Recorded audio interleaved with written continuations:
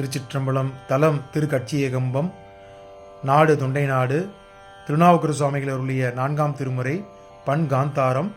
பதிகம் 7 பாடல் 4. அண்டமாயாதியாய் அருமறையோடு ஐம்பூதம். அண்டமாயாதியாய் அருமறையோடு ஐம்பூதம். பிண்டமாய் உலகு கோர் பிண்டமாய் உலகு கோர் மெய்ப்பொருளுமாம் பின்யகனே. பிண்டமாய் உலகு கோர் மெய்ப்பொருளாமாம் பின்யகனே. தொண்டர் தாமலர் தூவி சொல்மாலை புனைகின்ற தொண்டர் தாமலர் தூவி சொல்மாலை புனைகின்ற இண்டை சேர் சடையானை என் மனத்தே வைத்தேனே. இண்டை சேர் சடையானே என் மனத்தே வைத்தேனே. என் மனத்தே வைத்தேனே. திருச்சிற்றம்பலம். இந்த 4ஆம் பாடலோட விளக்கத்தை பார்த்து விடலாம்.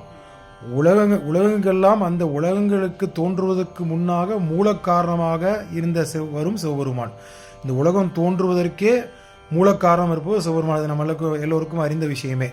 அந்த அரிய வேதங்களாகவும் நமது உடலின் பல உறுப்புகளை உருவாக்கி அதை இயக்கவும் செய்து கருப்பொருளாக இருக்கும் ஐம்பூதங்கள். நம்ம உடல் இயங்குவதற்கு ஐம்பூதங்கள், நமக்கு பஞ்சபூதம் ரொம்ப முக்கியம் இல்லையா? அந்தோடைய தாத்பரியத்தை இந்த பாட்டில் சொல்கிறார். அதை அந்த உடலானது பல நரம்புகளால் பின்னப்பட்டதாக உள்ளது. அதே போல் அவர் சடையில் நிறைய பின்னி உடையவனாக, எம்பெருமானுடைய சடை பின்னி உடையவனாக சிவபெருமான் அடியாருக்கு இருக்கிறார். அந்த சடையினில் மலர்களை, அடியாராகிய நம்ம மலர்களை தூவி வழிபடுகிறோம்.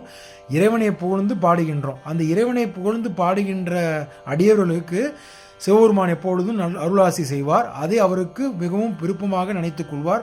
அடியவர்கள் யார் பாடுகிறார்களோ அவரை அவருக்கு பிடிக்கும்.